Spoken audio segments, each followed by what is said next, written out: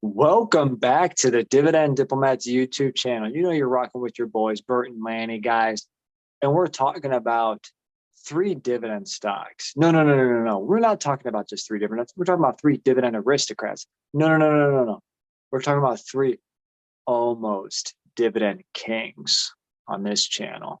That's right, everybody. But before we talk about those kings, do us all a favor. Subscribe. Give this video a thumbs up. Let's make us the almost kings of the dividend investing community. So no, not the almost kings. We are the almost kings. Let's make us the kings of the dividend investing YouTube universe. You know, as I said earlier, we're the best there are at what we do. CM Punk quote right there, guys. But yeah, again, it doesn't take, too long to definitely smash the subscribe button, give the video a thumbs up, guys.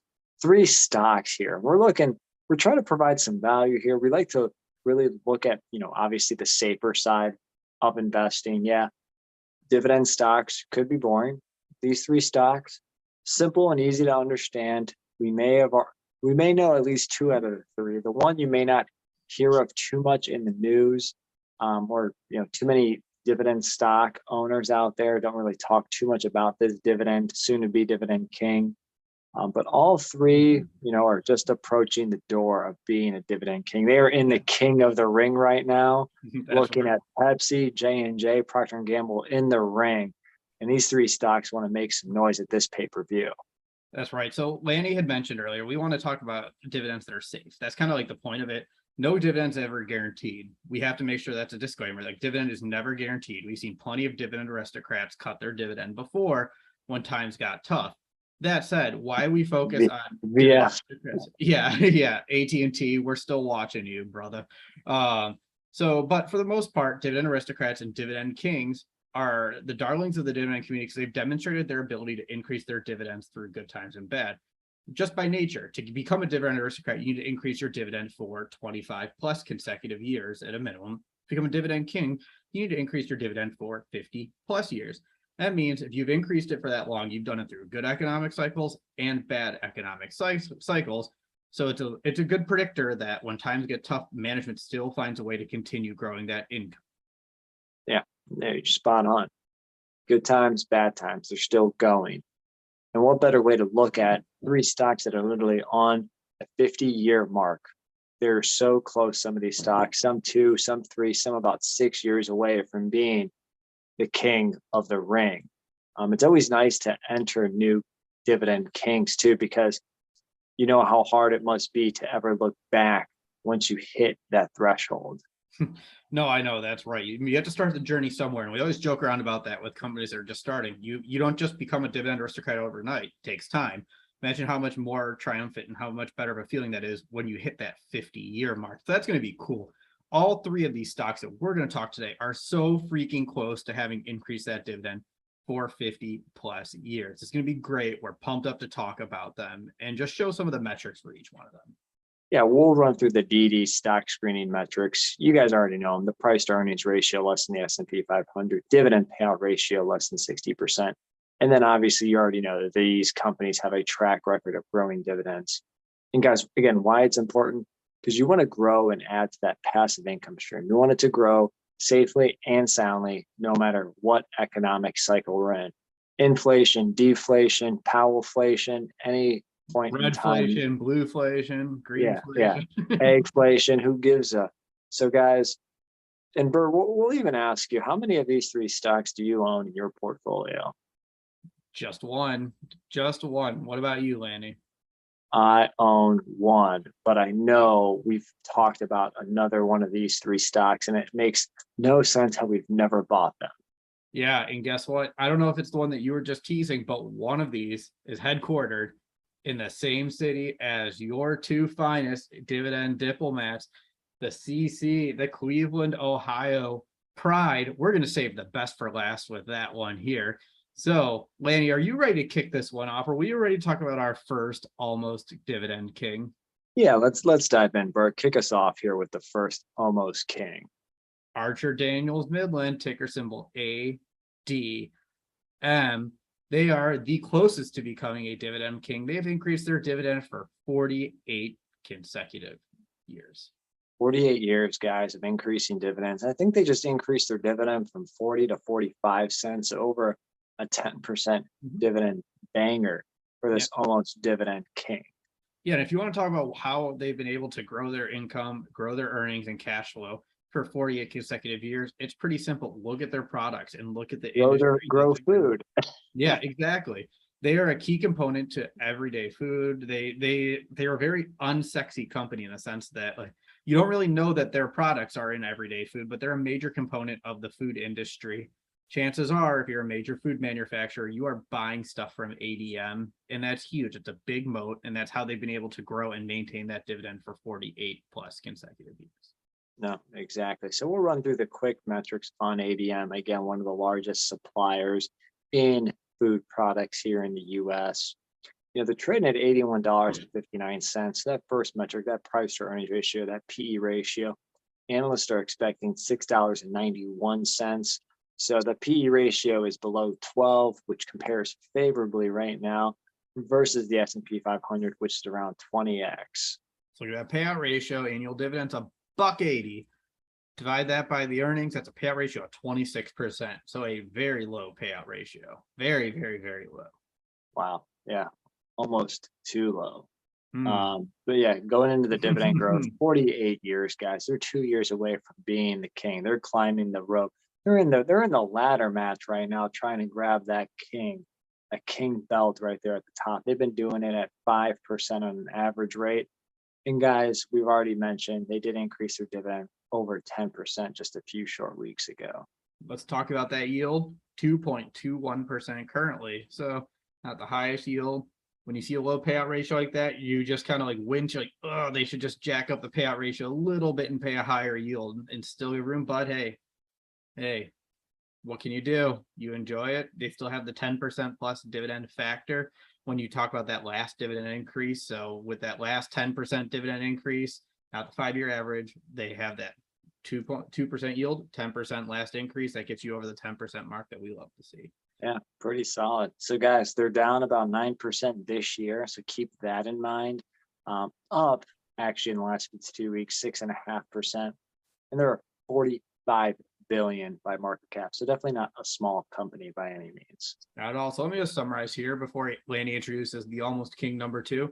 ADM PE 11.81, payout is 26%, 5-year dividend growth rate 5%. Although they just doubled that up with that last dividend increase.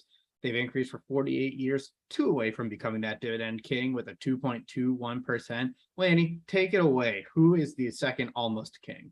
All right. Well, if you've been an employee working for a company at some point in your career, you probably saw this on your electronic or physical pay stub. We're talking about automatic data processing. Ticker symbol is ADP.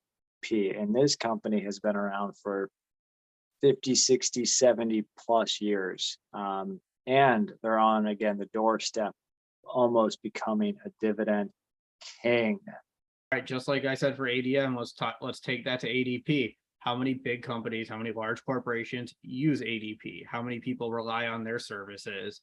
How many people, when a company's talking about what can they do, are like, hey, let's switch payroll processors? None. That's never like the top of your list of things that you're going to move away from. There's not a lot of money to be saved, and it's a really big pain. So they have a great product, and they've built a nice niche where companies just grow to rely on them. That's how they've been able to grow that dividend for 47 plus consecutive years. Have a pretty good stronghold on a lot of the large companies as well, just because they're the big ticket name out there in the industry. And guys, they're up almost 15% in the last 52 weeks, but they're actually down so far in 2023, almost 4%. And this company is actually the biggest out of the 3 by market cap. They're 95 billion in market cap. But let's dive into the dividend stock metrics for ADP stock and see if there's any valuation here, if this is a potential stock to buy as well. Currently trading at 228.70, EPS 812, PE ratio 28. Womp, womp, womp. Not a value right now. You can't say ADP is undervalued today.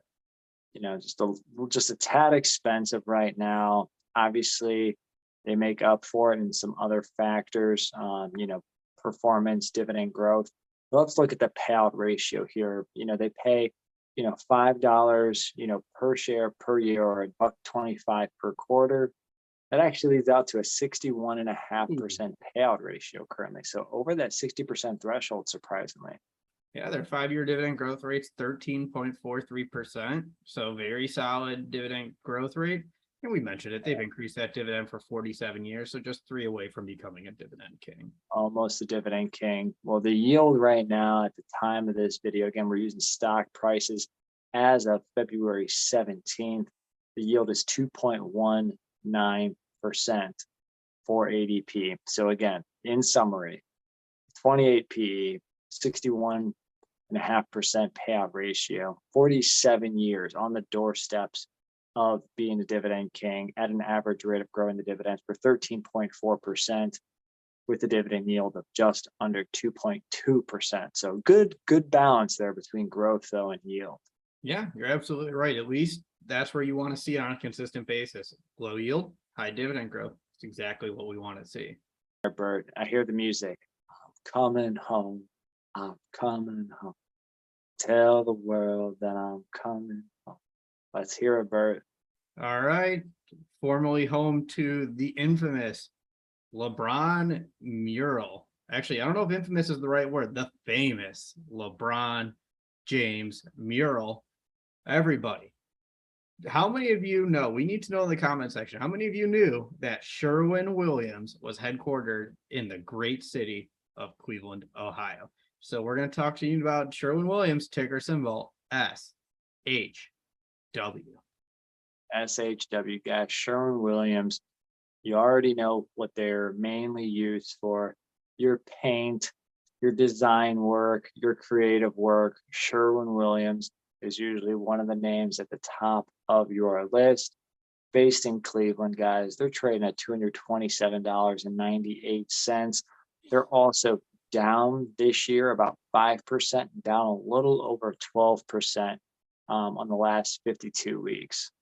Yeah, so let's see. Is Sherwin Williams in undervalued? They got slammed after earnings. They got slammed. So we looked at them a few weeks ago, and it's still kind of, how do we feel about this company?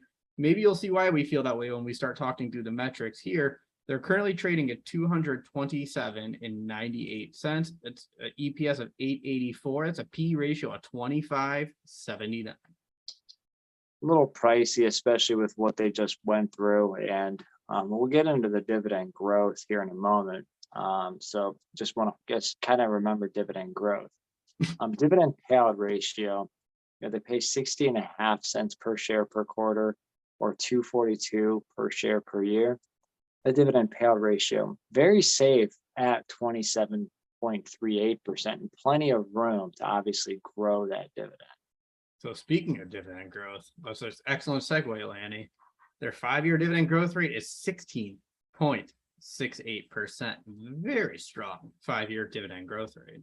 Now, the tough part is I'm pretty sure that last increase was under 1%. Yeah, well, it shows you how strong the other 4 dividend increases were. If their average dividend growth rate is 16%, and one of those years is a 1% increase. But yeah, you're right. It's a very good call out. It is important to say that. So have we told them yet? 60 to 60.5 cents. Rough. Have we told them yet how many years they've increased it yet? Have we said the actual number or not? I can't remember at this point. Wow. Yeah. Well, we're going to tell everybody now if we haven't. They've increased that dividend for 44 consecutive years. So there we have it. They are only 6 years away. Well, they'll get there this decade, so that's pretty exciting. They have plenty of room to do it.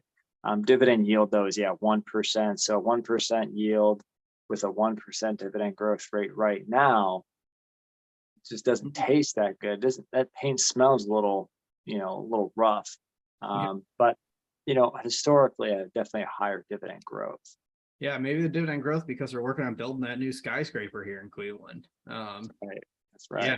So all right, everyone, let's summarize here. Sherwin Williams, 25.79 P ratio, payout 27%, 5-year dividend growth rate 16.68%, 44 years of increasing that dividend with a 1.06% yield. There it is, guys. 3 almost dividend kings. Bert said it. He owns one. I own one. How many of these three do you guys own? Are you guys waiting on some of your dividend aristocrats to become dividend kings? Also, do you have some dividend achievers waiting to become dividend aristocrats? Let us know that in the comments below, baby. If you haven't already, subscribe to this channel. Give this video a thumbs up. And remember, if you're not with us, you're against us. That was Bert the Hurt and Lanny from the Dividend Diplomats, over and out.